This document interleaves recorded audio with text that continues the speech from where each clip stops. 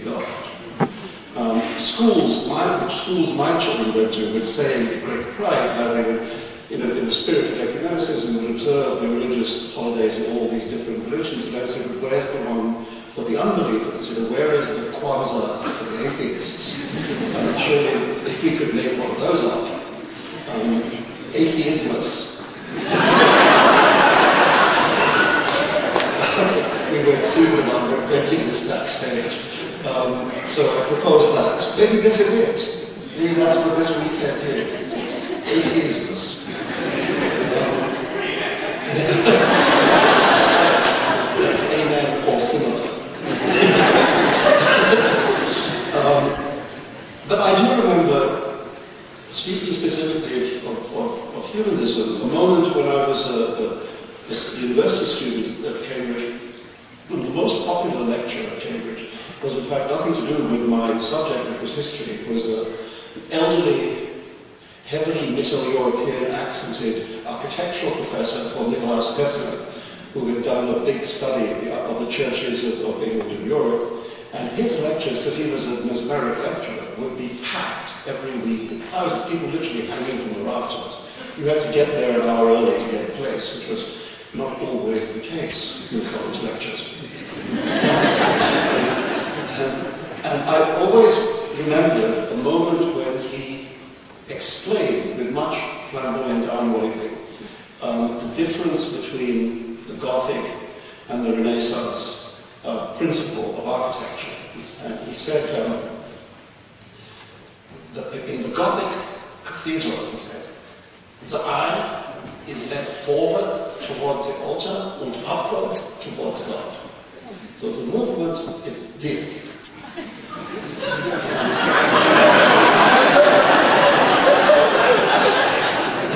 He didn't mean that. That's the Mel Brooks version.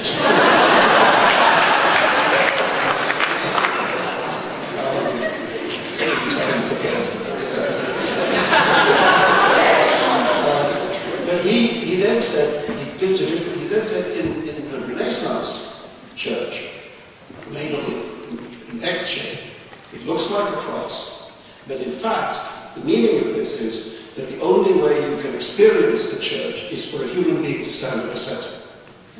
And he said what it does is instead of making this movement towards God, it makes a movement towards man.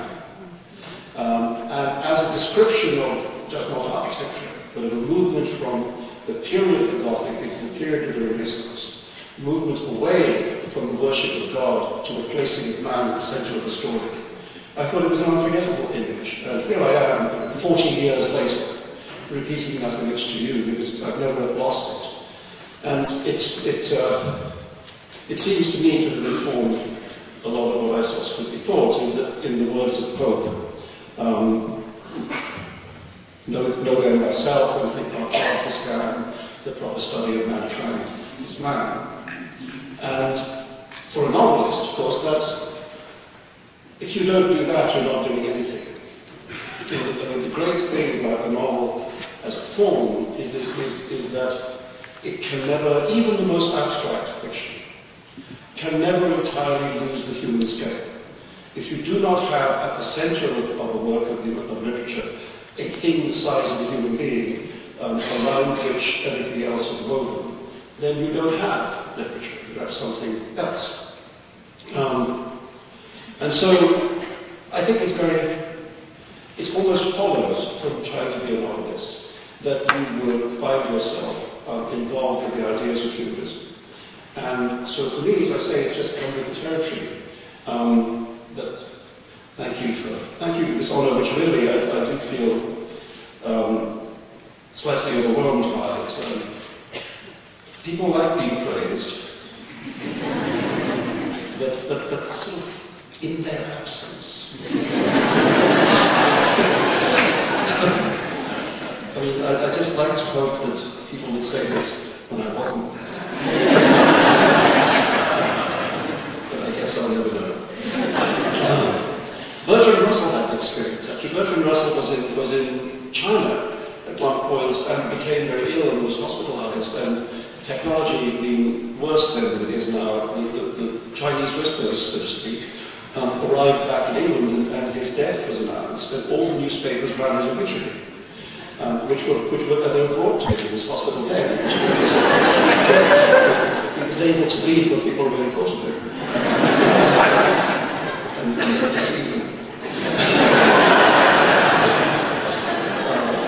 Anyway, enough of that. I'm going to read you for a little while from my last novel, Shalimar the Clown, which is a novel at its heart about the story of what's happened in Kashmir in the last half century or so. A place where there's been a great clash between an old, peaceful, mystical way of life and the new violence of the world, both military and terrorist. But at the heart of this novel is a story of a love gone wrong. And I'm going to read you a bit about that. There's a love story in the heart between a dancing girl, Uni, and the young man she falls in love with, who is a part of the troupe of travelling players of which she's a member, and he calls himself, uses as a stage name, the name Shalimar the Clown. And they're young lovers, and then unfortunately she's an ambitious little thing, and as you will see at a certain moment, finds a moment when she's desired by and therefore able to run off with the American ambassador. This is usually a mistake. Ladies, recommend that you don't do this. It's not a good career move. I'm enjoying it here, especially when the American ambassador in question part J.K. Galbraith and part Bill Clinton. And it does indeed end in tears, and she has to come back to the village, having had an illegitimate child. She's had to leave behind and abandon. I'm going to read you two bits, one about the before and one about the after. So this is Max, the ambassador, has recently arrived in India to take up his post, and wants to go to Kashmir, which is the great flashpoint. He wants to go and see it for himself. When he expressed a desire to go immediately to Kashmir, the Indian Home Minister, Nanda, objected strongly. The security concerns were too great. His safety couldn't be guaranteed. Then, for the first time in his life, Max Ophuls exercised the power of the United States of America. The nature of overwhelming might, he would later write in his book, The Man of Power, is such that the powerful man does not need to allude to his power. The fact of it is present in everyone's consciousness. Thus, power does its work by stealth, and the powerful can subsequently deny that their strength was ever used at all. Within hours, Nanda was overruled by the Prime Minister's office, and the visit to Kashmir was greenlit. 5 days later, Ambassador Maximilian Ophuls in fur earmuffs, greatcoat, bulletproof vest and hard hat was standing on what was then called the ceasefire line, which would later come to be known as the line of control. His whole life suddenly seemed absurd. The Belle Epoque Strasbourg mansion, the cottage in Jersey, the Porchester Terrace basement of the Economic Summit in New Hampshire, the 11th floor apartment on Riverside Drive, and even Roosevelt House, the sprawling, recently completed ambassador's residence, built by the half-praised, half-derided Edward Durrell Stone in the Chanakyapuri diplomatic enclave of the Indian capital. All these faded away. For a long moment, Max slipped loose of all his different selves. The brilliant young economist, lawyer, and student of international relations, the master forger of the resistance, the ace pilot, the Jewish survivor, the genius of Bretton Woods, the best-selling author, and the American ambassador, cocooned in the house of power.